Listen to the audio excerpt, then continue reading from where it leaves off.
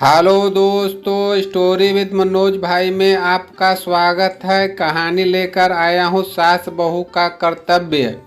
एक समय की बात है। एक गांव में एक परिवार रहता था।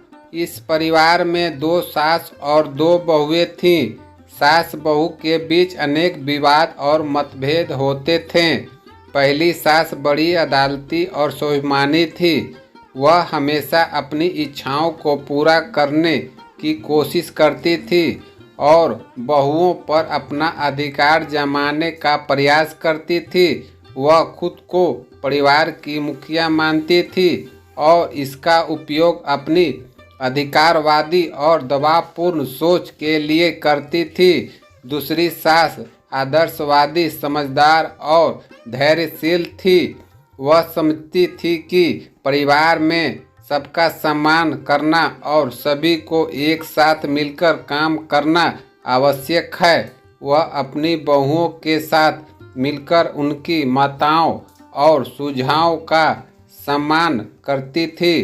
पहली बहू शांतिपूर्वक अपनी सास के साथ काम करने का प्रयास करती थी, परंतु सास उसे अधिकार और आदेशों की भूमिका देना चाहती थी। इससे वह परेशान हो जाती थी और घर के माहौल में दबाव महसूस करती थी। दूसरी बहू समझदारी और समाधान निकालने के लिए साथ मिलाती थी।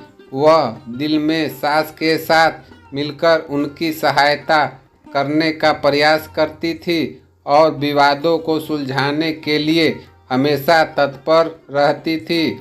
धीरे धीरे पहली सास ने समझा कि उसका अधिकारवाद और दबावपूर्ण सोच न केवल उसकी बहुओं को दुख पहुंचाता रहा है, बल्कि परिवार के सभी सदस्यों को भी। उसने स्वयं को समझाया और अपनी सोच में परिवर्तन किया। इस बीच दूसरी सास और बहू ने प्रेम और सम्मान से आदान प्रदान के माध्यम से समझौते करना सीखा। वे एक दूसरे की माताओं को समझते और सम्मान करते थे और परिवार में शांति और खुशहाली का माहौल बनाने में सफल करते रहते थे। इस कहानी से हमें यह संदेश मिलता है कि सास बहू के बीच सहयोग, समझदारी, सम्मान और प्रेम की भावना होनी चाहिए।